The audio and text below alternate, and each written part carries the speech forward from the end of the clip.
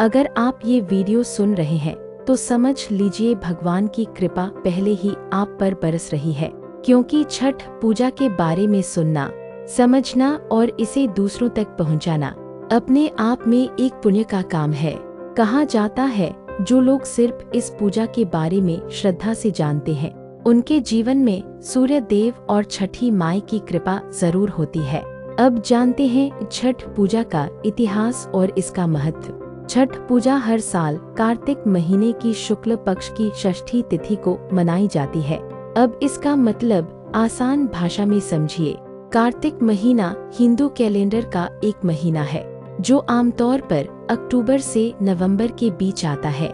ये महीना बहुत शुभ माना जाता है क्योंकि इसमें कई बड़े व्रत और त्योहार आते हैं, और शुक्ल पक्ष का मतलब होता है वो समय जब चांद धीरे धीरे बढ़ने लगता है। हर महीने दो हिस्से होते हैं, पहला कृष्ण पक्ष जब चांद घटता है और दूसरा शुक्ल पक्ष जब चांद बढ़ता है।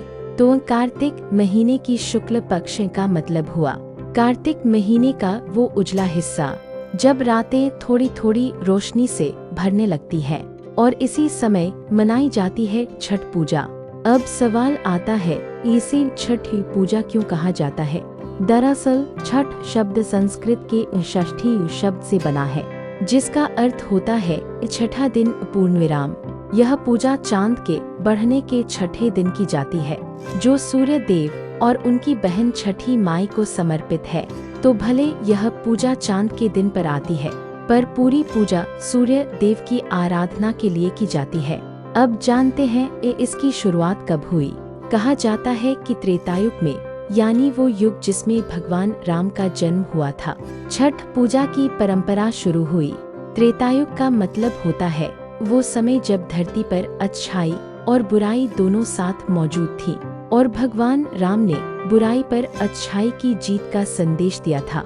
जब भगवान राम और माता सीता 14 साल का वनवास पूरा करके अयोध्या लौटे, तो उन्होंने कार्तिक महीने के शुक्ल पक्ष की षष्ठी को सूर्य देव की पूजा की थी अपने राजतिलक से पहले, और उसी दिन से यह परंपरा चल पड़ी।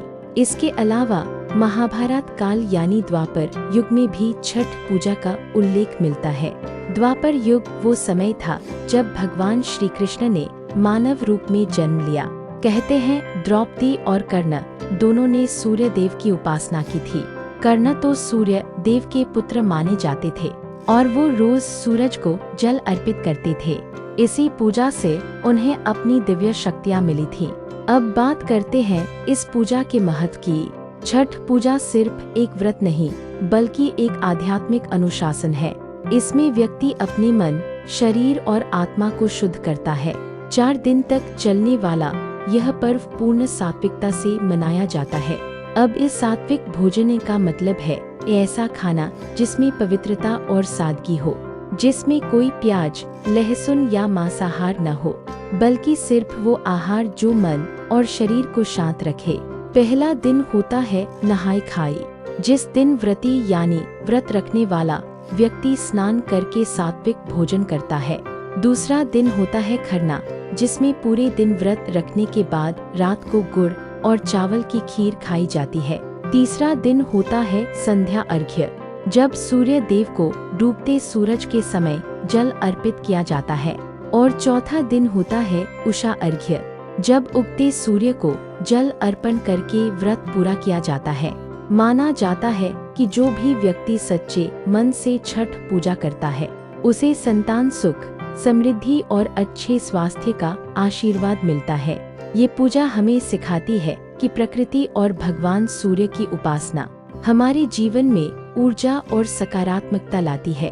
अब अगर बात करें कलयुग की, तो कलयुग का अर्थ है वो समय जिसमें हम अभी जी रहे हैं, जहां इंसान का मन भटकता है, स्वार्थ बढ़ता है और भक्ति कम होती जा रही है। ऐसे समय में अगर कोई व्यक्ति श्रद्धा से व्रत करता है तो उसका पुण्य कई गुना बढ़ जाता है।